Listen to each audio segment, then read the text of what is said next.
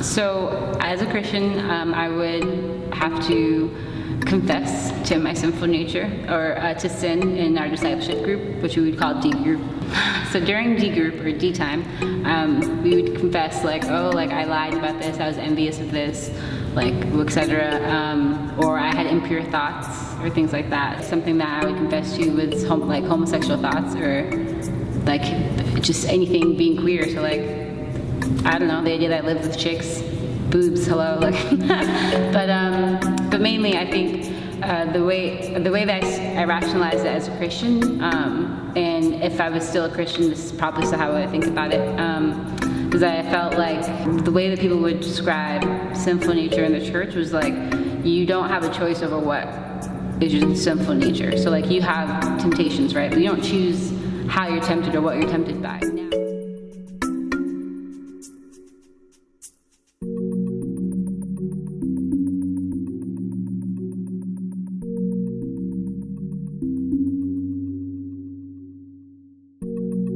I was actually preaching here, I think.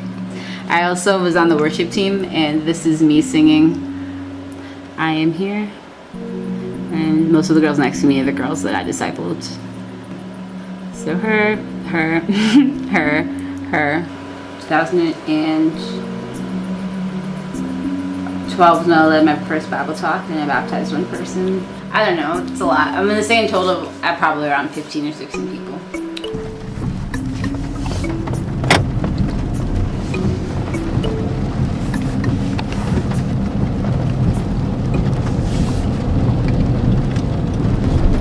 I met Adiba through a friend named Caden. We worked at a coffee shop together. Adiba had gone to school with Caden and was coming to have like breakfast or something with him. And yeah, I met Adiba, I think, during my break. And honestly, I was like tired as hell that day. I think I'd either worked a double or like closing a clopin, which is like closing to an open. Just when I sat down, I just like, ugh. I was exhausted. I was like, hi everyone.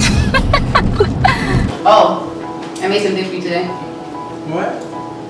Yeah. Here, you have to take it off. So you can't see until after, or you can have to untie it first. I put it on so I wouldn't forget it.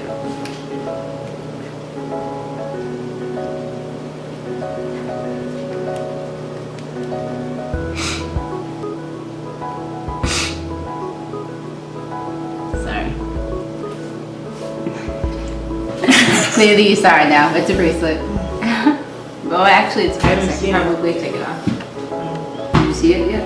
No. Good. Alright, are you ready? Your Highness? I present you with this. Did you make this? Yeah. I made it at work. Did you like the colors? It's beautiful. I'm gonna put it in my kitchen. So one turning point for me, definitely, I remember I was having a Bible study with a student, and this Bible study was on sin. So at the sin study, we were reading a scripture and homosexuality comes up. Now, this student is cisgender and straight. However, the scripture is upsetting to her because due to her involvement in theater and a lot of other things, she just has a lot of close personal friends who are queer, gay, or however they identify. So I'm sitting here trying to convince this girl that homosexuality is a sin, right? Except at this point, this is a sin that I've confessed to, repented of, tried to read scriptures on to strengthen my conviction. And as I'm having a hard time trying to prove this to myself and then now proving it to somebody else in that Bible study, definitely rocked my world a little bit. I've known that I've been queer for as long as I can remember. My first kiss was a girl. I was about 5 or 6 years old, and this chick was absolutely gorgeous. She was Cape Verdean. She was like fair skin, dark curly hair, and these blue-green eyes. And we would have sleepovers, and I would just sleep next to her. It just made me feel happy. But at that point, I knew the way that I felt about her was different than the way I felt about other girls or other guys. But at the age that I was within the super traditional religious context that I was being raised in, there wasn't really the language or space to express that.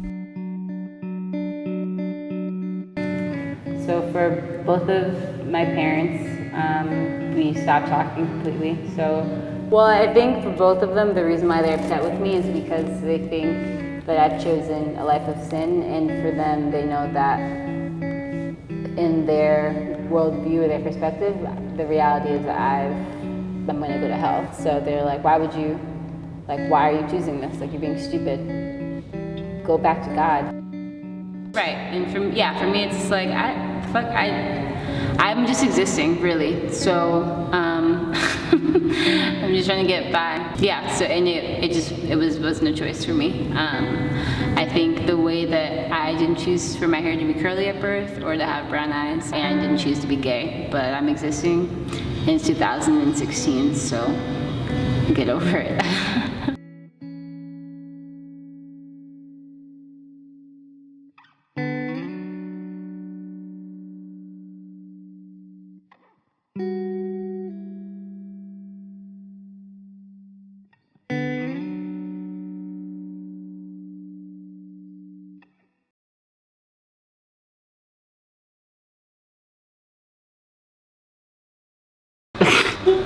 Was leaving a liquor store as they were closing.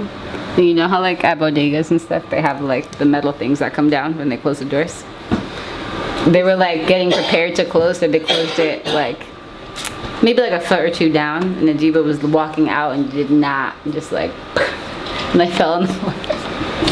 Poor thing. Knocked me out. Poor baby, knocked out. 2 black eyes, my forehead split open. And the thing that pissed me off was that I was crying. There's like man standing there, he's like panicking. He's like, oh my God, you want me an ambulance? And I was just like, I just want to go home. I made it home though. I took Sam, come downstairs.